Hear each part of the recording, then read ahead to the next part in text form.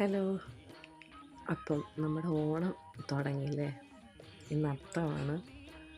ഇനിയുള്ള 10 ദിവസങ്ങൾ നമ്മൾ പൂക്കളൊക്കെ ഇട്ട് ഓണം അങ്ങോട്ട് ആഘോഷിക്കും. അപ്പോൾ ഞാനും പൂക്കളിടാനുള്ള ഒരുക്കത്തിലാണ്. ചാണകമൊക്കെ ഞാൻ നേരത്തെ തളിച്ച് വെച്ചു. കുറച്ച് പൂക്കൾ ശേഖരിക്കണം. ആദ്യത്തെ ദിവസമായത് കാരണം തുമ്പപ്പൂക്കളാണല്ലോ നമ്മളിടാറ്. തുമ്പപ്പൂക്കളൊക്കെ പണ്ട് സുലഭമായിരുന്നു.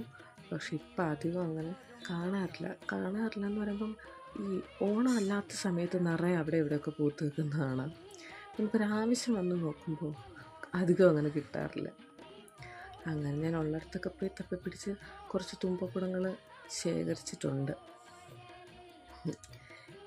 ഇത് നിറപ്പുത്തരിയുടെ നെൽക്കതിര അമ്പലത്തിൽ നിന്ന് കുറച്ച് തുമ്പക്കുടങ്ങളും കുറച്ച് ശംഖുപുഷ്പവും ഒക്കെ ഞാൻ ശേഖരിച്ചു പൂക്കളിടാനായിട്ടേ. തുമ്പപ്പൂക്കൾ മാത്രം കൊണ്ട് നമുക്ക് ഇടാൻ പറ്റത്തില്ലല്ലോ, കാരണം അത് കൊഴിച്ചെടുക്കുമ്പോഴേക്കും വളരെ കുറച്ചേ കിട്ടൂ. പണ്ടൊക്കെ ആണെങ്കിൽ അതിന് വേണ്ടിയിട്ട് പൂക്കളം വലുതാക്കാൻ വേണ്ടിയിട്ട് നന്ദ്യാർവട്ട പൂക്കളം കൂടിയൊക്കെ ചേർത്ത് പൂക്കളം ഇടാറുണ്ടായിരുന്നു. ഇപ്പം പിന്നെ ഞാനങ്ങനെ ചെയ്തില്ല. ഇപ്പം കുറച്ച് വർഷങ്ങളായിട്ട് ഇങ്ങനെ ചെയ്യാറ്.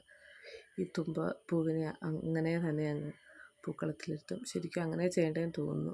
പലയിടത്തും പല രീതി. ഞങ്ങളൊക്കെ പണ്ട് മുതലേ 1-ാം ദിവസം ഒരു കളർ, അപ്പോൾ ആ ദിവസം തുമ്പപ്പൂ ഇടണം.